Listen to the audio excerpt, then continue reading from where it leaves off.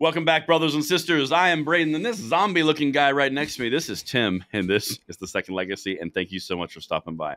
Now, the zombie thing, we're going to come back to it because you are not going to believe what our third segment is. It involves zombies. It involves a country across the pond. Oh, it's going to be so delicious. But before we get to that, Tim, we've got to talk about Kentucky, suing people from every town for gun safety. They're up to their normal shenanigans. Then we got, South Carolina being rhinos. We got some stuff to talk about, sir. But before we do that, how are you? I'm doing good, man. You know, the beautiful part about today is everybody is talking about spring is just around the corner. I can't believe it's almost there. Yeah. Is spring around the corner? Riding season, dude. That's what I'm excited about. It's been a miserable year this year. It's been overcast and rainy all winter. Usually I ride my bike all winter. Yeah. This has been a rough one. So I'm looking forward to it. And as a personal note, I happened to see that bike when I was out somewhere. I was at something where you and I were. Yeah, we went to, I think it was the NRA show when it was in Indianapolis. I rode my bike down. There it is. That was a cool bike, by the way. Wasn't there? If my memory serves, total side rabbit. Wasn't there a guy standing next to it when we walked up to it, just admiring it? And you're like, "Nice bike, huh?" He's like, "Yeah," and you walked away. Didn't that happen? Yeah. Cool bike, huh? He's like, "Yeah." Let's keep walking. Yeah. Okay, later. Well, big gulps, huh? All right. Well, we've got to get back. But if spring, I wish you a beautiful spring season for riding, because right now I think you're under 9 feet of snow or something. Like you moved to Alaska or something. Oh, no, it's been 36 degrees. We got rid of a lot of it. Yeah, we're doing good. Oh, that's good. Well, what do you want to do? You want to talk about some Kentucky lawsuit warfare coming from every town, or you want to talk about some rhinos happening in the Palmetto State? I mean, zombies is last though. Zombies is definitely last. Yep. We really have a zombie episode for you guys. But yeah, let's do Kentucky, because Kentucky's just at my southern border, and I'm a Kentucky colonel. So let's do it. There you go. All right. Well, let's dive into this here situation. So Dr. Button Pusher, first of all, are you alive? How are you doing? Freedom! Wow. Okay. All right. Well, spicy Eagle. Well, Kentucky gun shop. You remember Kentucky? You remember that really bad incident that happened in a bank in Kentucky last April, Tim? You remember that? Yeah. Well, there was a few things about that were a little amiss, a little awry, that for some reason wasn't covered on the mainstream media. It was really weird.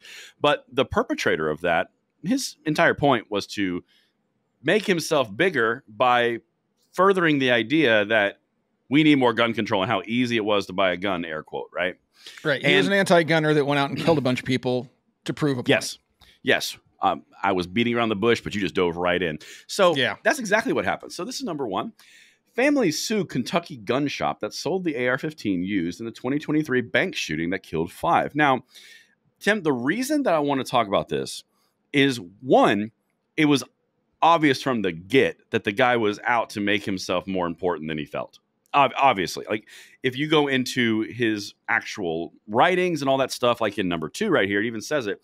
He wrote in his journal that the gun was so easy to buy. Well, okay, that seems like if you're a gun control advocate and you want to make a statement that they could probably stand on to do more damage to the gun world, that's a pretty good statement to do it, right? Yeah. Well, I mean, let's expand upon this just briefly, if I may. Yeah, the gun was easy to buy. So when the NICS system came into being, right, the whole point of it was that it had to be instant, right? Mm-hmm. For the convenience. They didn't want American gun owners to be denied being able to pick up their firearm at the time of purchase for safety reasons. They were trying to be accommodating. So by design, the NICS system was supposed to be instant. It was supposed to be easy. It was supposed to be painless, but it was supposed to do a background check to make sure lunatics like this couldn't get a hold of them. Mm-hmm. Once again, it failed. About 94%, according to ATF, 94% of background checks that come back as negative, don't proceed, false. It doesn't work. Anyway. That's weird. Yeah, I think that was a good addendum, if you will. Yeah. But I think that's an important piece here. But when you're talking about that piece, like the NICS, the background check systems, the propagated point that says we need universal background checks, even though you have universal background checks across the board inside FFLs, right? Right. You're not getting around that. But here's what's really interesting. And I find this absolutely fascinating, because this is a civil suit. And the left particularly Everytown for Gun Safety, they are using lawfare to attack the gun world, in which case Congress is not helping them, the judicial is not helping them. So they're resorting to just bullying people, okay? So this is number 3. The civil suit filed in Louisville alleges River City Firearms should have been more suspicious of the sale and noticed red flags when the entire purchase was going on. So here's my question to you, Tim. If you put yourself in the position of someone working the counter, right? Because you have an affiliation with a gun shop, right? Mm-hmm. So like, if you're in that interaction, if someone's not threatening anybody, no one's screaming, not acting erratically, how are you going to possibly know that they may have mental illness? And then they pass the background check system. So this is an interesting statement, right? That you just read. Mm-hmm. Yep. Well, they should have done more. There should have been red flags. Funny tie in there. There should have been red flags that told this gun store not to sell him a firearm. Well, like what? What did he say? Apparently you were privy to the conversation in the whole sales episode. So what was said? But they leave that out. They're just saying, well, they should have known, because all gun store employees, you didn't know this, but they all go to ESP training and they become very proficient mind readers. Not right. Yeah, there are certain things that are red flags, like walking in reeking of alcohol or drugs or something like that most gun stores will tell you, no, sorry, not today, buddy. Right. But if somebody just walks in, even if they're just a little bit off, we see people come in that are just socially awkward. Are you supposed to say you can't have a gun because you're socially awkward? You might be autistic or something like that. No, because that's not a disqualifying thing. Exactly right. Now we had a guy come in to buy something that literally had a bra on his face during COVID. He took a cup from a bra and made a mask out of it. But Tim, though, if you're gonna do it, that's not a bad place to be. I'm gonna be real with you. Is that a red flag though? Should he have been denied a sale because he had a bra on his face? Who knows? What state were we in? Because in California that might fall under inclusion. Anyway, avoiding the scorn of YouTube. Exactly. Let me show you some stuff here, Tim, because I think this is where we've laid the groundwork for the beautiful people of Second Legacy. Now listen to this, because you like mind reading. Check this out. This is number 5, Doctor. River City Firearms is a federal licensed dealer, which means the sellers there are trained, this quote, to train to spot individuals who may have nefarious intentions, according to the lawsuit. Listen to this. Patrons inside the store said that this individual had little knowledge of firearms and appeared embarrassed during the purchase, the lawsuit said. The shop has a legal duty to withhold the sale. Yeah. He didn't know anything about guns, and he was embarrassed. And he was embarrassed. Yeah, definitely disqualifying. They're going to lose this lawsuit. This is the ridiculousness of the moronic gun grabbers, dude. This is why I was interested about number 3, right? When I was saying, well, what were you privy to this conversation? So now we find out that he was just a little socially awkward, didn't know a whole lot about guns. That's about 90% of the people that come into gun stores. Easily. And then he was embarrassed. He was nervous buying a gun. Any first-time gun buyer is going to exhibit all those qualities. And what are you supposed 100%. To say? Well, this is your first one, buddy. None for you. Exactly. And if you look at all the gun buying demographics, it was like 20 or 30% of all guns bought were the first-time purchases. Like in the past 2 over the last 4 years. Yeah. Right. It's just mind-boggling the levels that they'll go to. But when I'm about to show you who did this, Tim, for some reason, I think everything's going to become clear. Are you ready for the clairvoyant moment? No, let's do this. Number 6. Let's get it. So here's who's suing them. The families of 2 of the deceased victims, Joshua Barrick and James Tutt, are plaintiffs in the lawsuit, along with 3 shooting survivors. Okay, that's pretty normal. Here's the giveaway. The lawsuit was filed by lawyers from the Chicago law firm of whatever, along with Louisville attorney and Everytown Law, a Washington-based firm that seeks to advance gun safety laws in the courts. So we've got one person to ban guns in the courts. Has nothing to do with safety laws. Exactly. So we have one attorney in Louisville to give them standing. Then you have a Everytown for Gun Safety's law firm side from Washington State and a Chicago law firm acting in Kentucky. Anybody else smell kind of like... You smell what's going on here? Yeah. Well, hopefully this is heard. This case is heard in Kentucky, and it won't go very far. I would love to hear it. Very far. But after all, he was nervous. think about the precedent that something like this would set if it were to happen and go through, right? So just extrapolate this out past firearms, because this will get extrapolated out past firearms if this is allowed to stand. Now you can sue every dealership that sells a car to somebody that their teenage driving first year driving student goes out and kills themselves or somebody else, and just sue the dealership. And if you can't sue them, then sue the manufacturer for your child's misuse of the vehicle. You know, let's sue all the liquor stores that sell alcohol because of all the drunk drivers on the roads. It's the liquor store's problem. I'm sure those people come in embarrassed buying their first bottle of liquor and don't know much about alcohol. You shouldn't sell them alcohol. They're going to go out and get in a wreck. You know, it's like, where does this stop? This is lunacy, holding an innocent gun store accountable for something a criminal did. They're not clairvoyant. They don't know. And no, there isn't formal training for gun store employees to learn how to read people. And even if there name was, it. Yeah, name the organization, the certifying organization that does this. They don't exist. Right.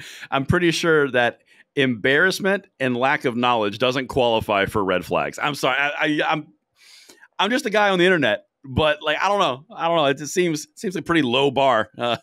Anyway, you know, I'm just saying. I know. I got y'all wound up, but it's time to go to the RINOs now. This might get you wound up too. Fair warning, wind up warning. That's what that is. All right. So we're going to take a trip together, Tim. We've talked about Kentucky. We're staying in the South. We're going to go to South Carolina. Now, I'm not sure if you're aware, Tim, South Carolina has a constitutional carry bill that is being negotiated and debated in the Senate. It's already passed the House. The governor wants to sign it. So we've got the Senate, and the makeup of the Senate is 30 Republicans to 15 Democrats. What would your natural gut on that be? What do you think? It'd be a slam dunk, except for the RINOs. You'd think, but we have we have rumors of RINO activity. We do. It's a situation. So here is number 7, Doctor.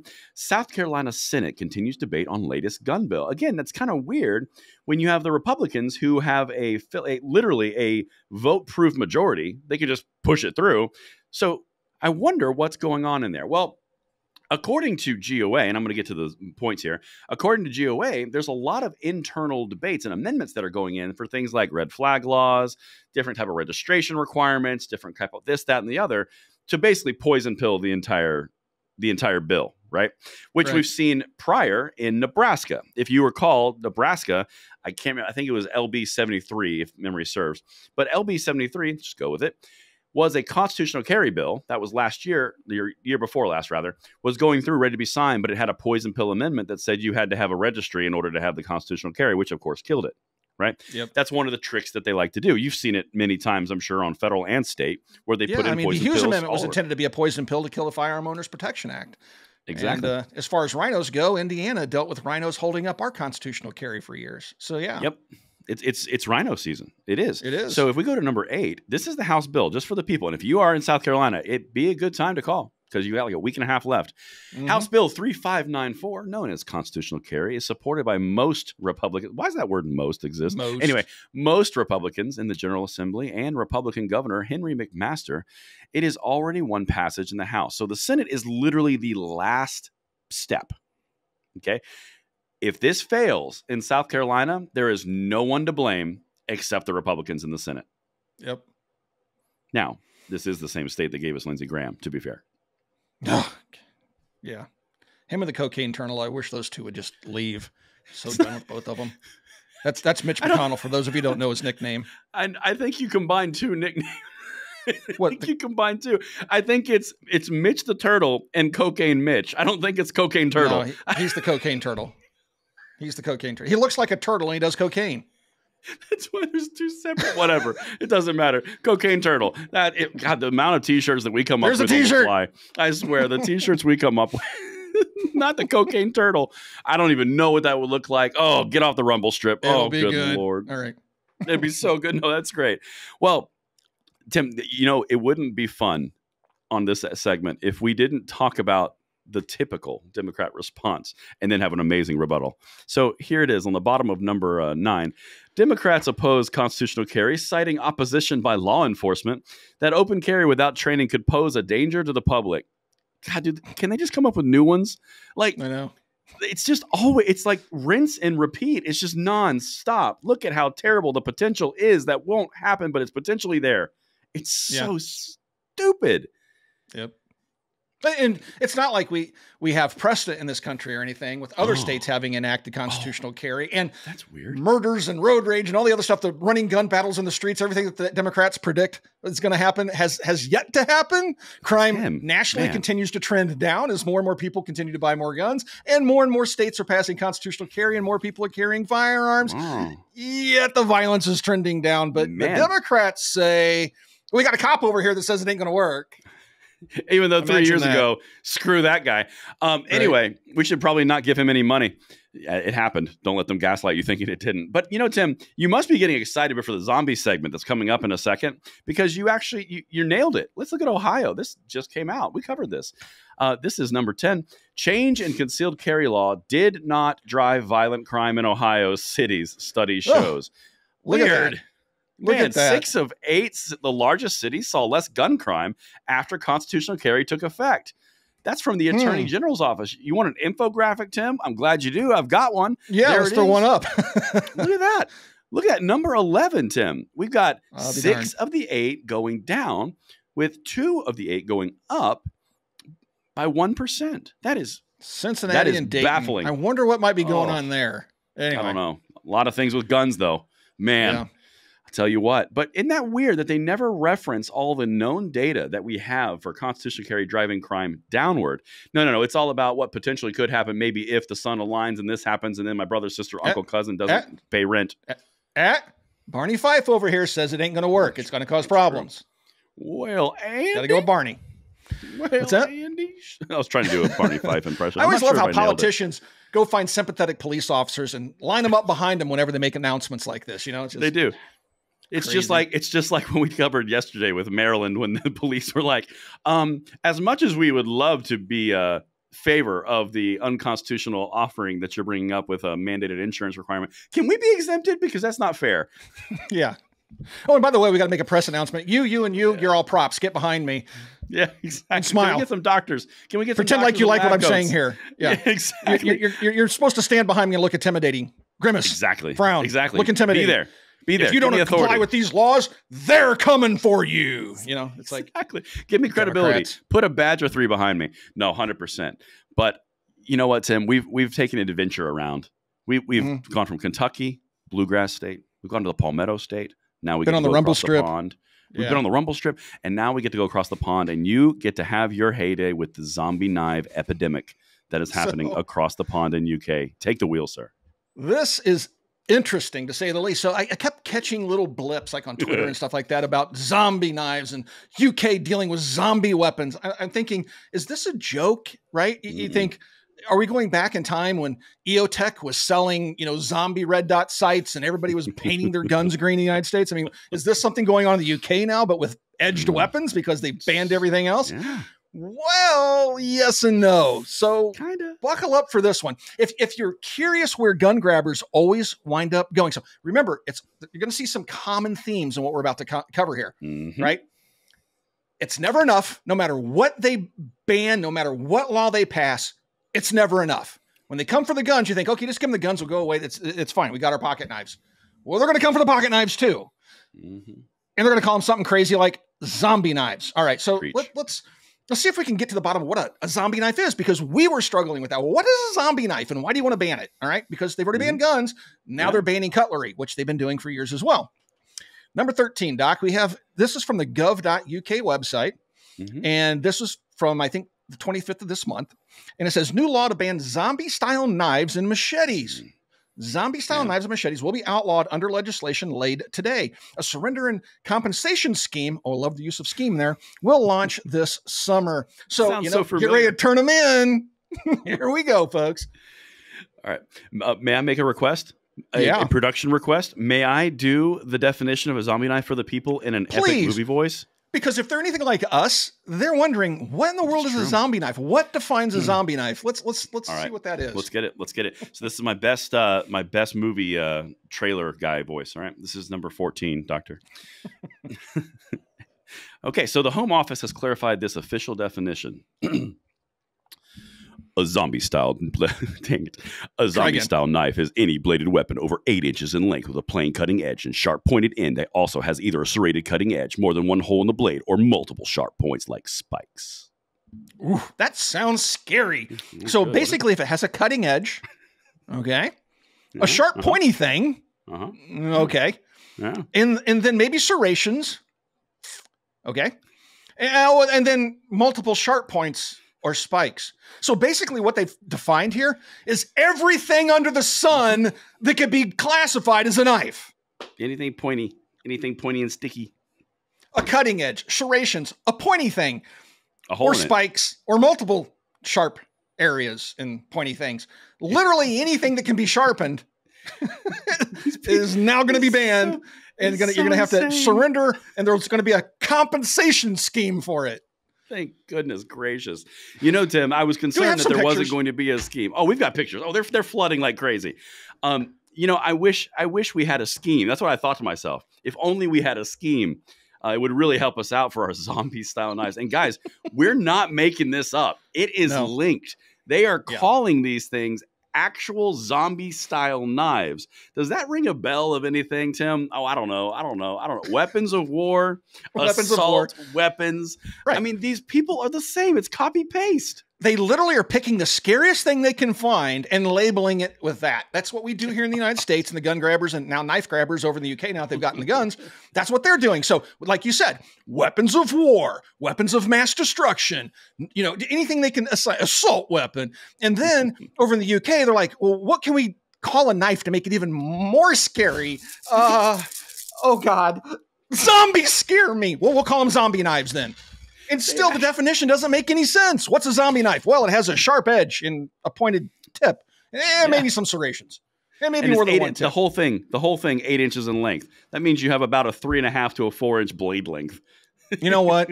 I'm going to start a troll account on Twitter with the little orange square. And then I'm going to start pushing for zombie weapon ban here in the United States. Zombie guns. Maybe we can do a green square. Yeah, and we'll do a green square. And let's see if we can get the anti-gunners wound up like Davey Hogg. You know, try to make it as realistic as possible. See if Davey Hogg will sign on board for the zombie gun ban. Oh, my goodness. Zombies. Who saw it coming? A zombie? Who did? Yeah. Well, here's something that I find very fascinating, Tim. And the people of the Second Legacy, because you guys are sharp, just like a zombie knife, and you're on it. And pointy. In the comments, and pointy. And sometimes a little bit prickly.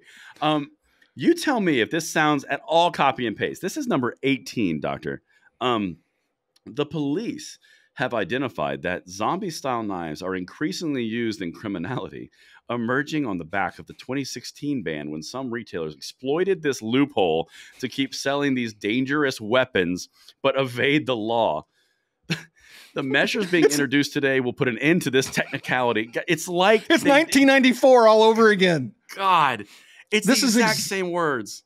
Yes. I mean, apply this to assault weapons in the United States, and this is the exact same conversation they're having in the UK. And ghost guns or anything. It's just... Oh, my goodness. It's like they're bred from the same vat of just gelatinous tyranny. Dumb goo. These people are so in step. It's almost like they talk to each other. Almost. Like there's maybe a global plan here. Let's fly some conspiracy theories.